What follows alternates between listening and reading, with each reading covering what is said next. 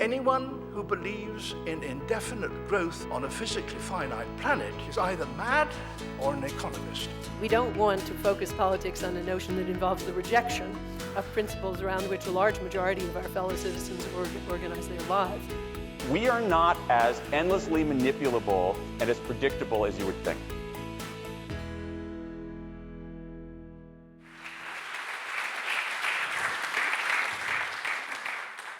The world depends on ordinary people doing extraordinary things.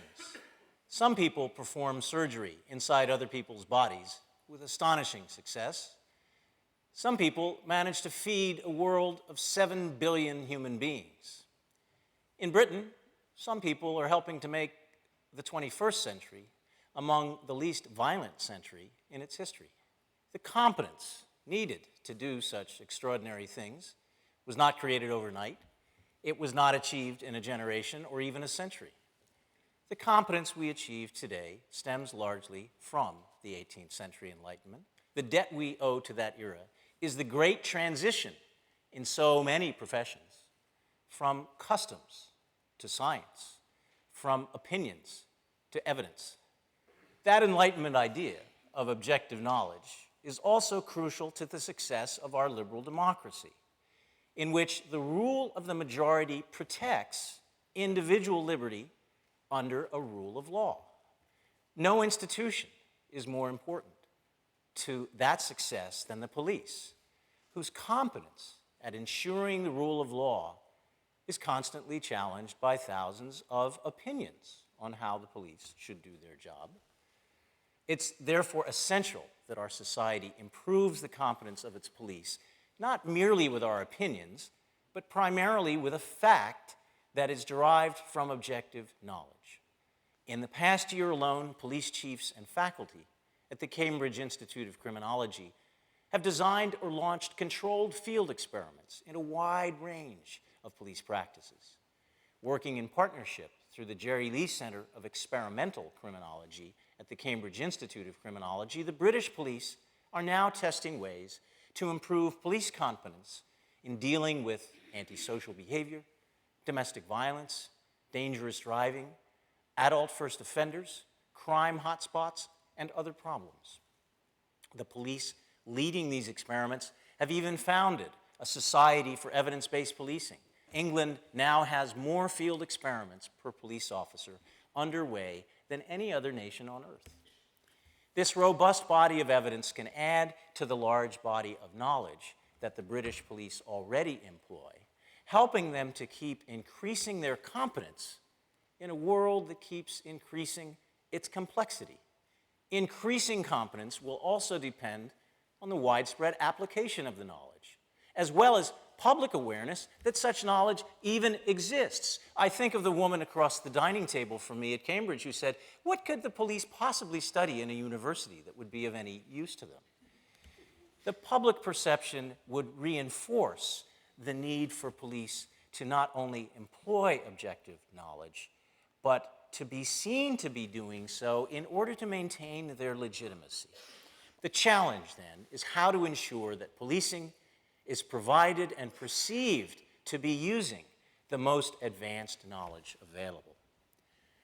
My proposals for advancing police competence are to establish 3 new institutions supporting their objective knowledge. The first institution is university faculties of policing, housed within institutes or schools of criminology around the globe. The second is a governmentally funded and controlled college of policing, which is reportedly being planned by the UK government. The third is an independent civil society organization uniting police associations with university faculties of policing in a self-governing professional body. That body could be called an Academy of Policing and could extend the global influence of British policing. Regardless of the world's high opinion of the British police, there's clearly dissatisfaction with the police here at home. That is why the government has established the elected police and crime commissioners who will take oversight of police agencies in 2012. That is why the government is abolishing the National Policing Improvement Agency to be replaced with new institutions for delivering police information technology and training. That is why the government may stop funding ACPO, the Association of Chief Police Officers, to develop national doctrine of best practices in a wide range of knowledge areas. That is why the government is engaging in the most radical reshaping of the police institutional landscape since the police strike of 1919, if not since the creation of the Met in 1829. So these changes deserve a robust debate about the best means for professional policing to serve a liberal democracy under a rule of law. The many creative ideas of the coalition government merit competition in a marketplace of ideas. The first new institution I propose is a faculty of policing in many different kinds of universities, from Russell Group research universities to the former polytechnics that now educate a growing portion of police recruits. The creation of a faculty of policing builds on the precedents of medicine, engineering, education, and many other professions. Now, you may ask two questions about this idea. First, why do police need a university faculty? And secondly, why would a university ever want one? Police need a university faculty of their own because the complexity of knowledge that already exists about police practices is so substantial. Police have been taught about the law, but not about crime. It makes no more sense to leave police uninformed of that knowledge than it does to leave doctors without benefit of education on the causes, prevention, and treatment of disease. More importantly, university faculties can play a key role in generating and distilling this growing body of objective knowledge for policing, just as universities do for other science-based professions. Universities should welcome a faculty of policing for the same reason, to serve the public interest by helping in the stewardship of complex knowledge. An estimated 10% of the gross domestic product in the US is consumed by crime prevention, justice, and security. 10%.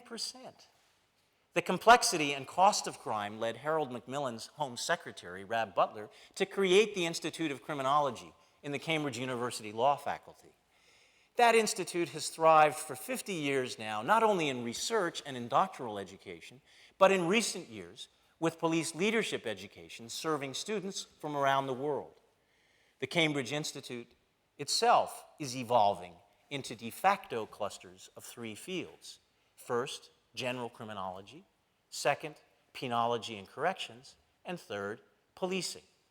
In that respect, the Cambridge Institute is already resembling a medical school as a multidisciplinary field focused on solving practical problems.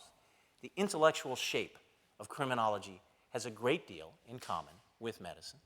All it lacks is an automatic link to the profession it serves. That is why the government's plan for a new governmental body in policing is so important. The reported purpose of this college is to perform two vital tasks. One is to deliver police training for all ranks and specialties.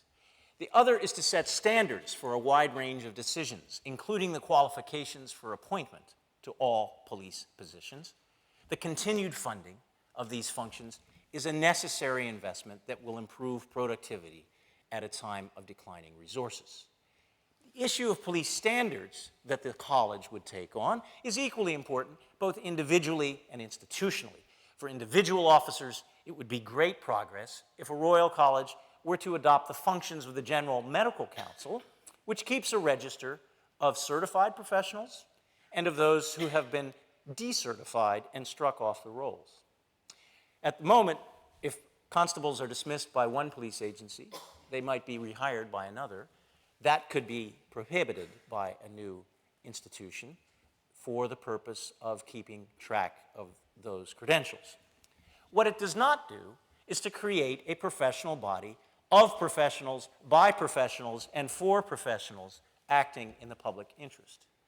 To create such a body requires the third proposal, a self-governing membership independent of government control or funding, in which university faculties and police professional associations can combine their expertise. The domain of such a body would be the joint stewardship of objective police knowledge by universities and police. It would not actually set the government standards for applying such knowledge. The college could do that, but it would actually and crucially recommend and advise both government and the public of the best practices on the basis of the best knowledge. In an era of declining religious and political authority, an independent civil society representing all the professions of policing could place the legitimacy of policing on a solid foundation of science as part of the rule of law. Police often claim that certain intrusions on liberty, such as stop and search, are proportionate to the reduction in violence that they achieve. It would be far more legitimate if the evidence for such claims were to be made transparent.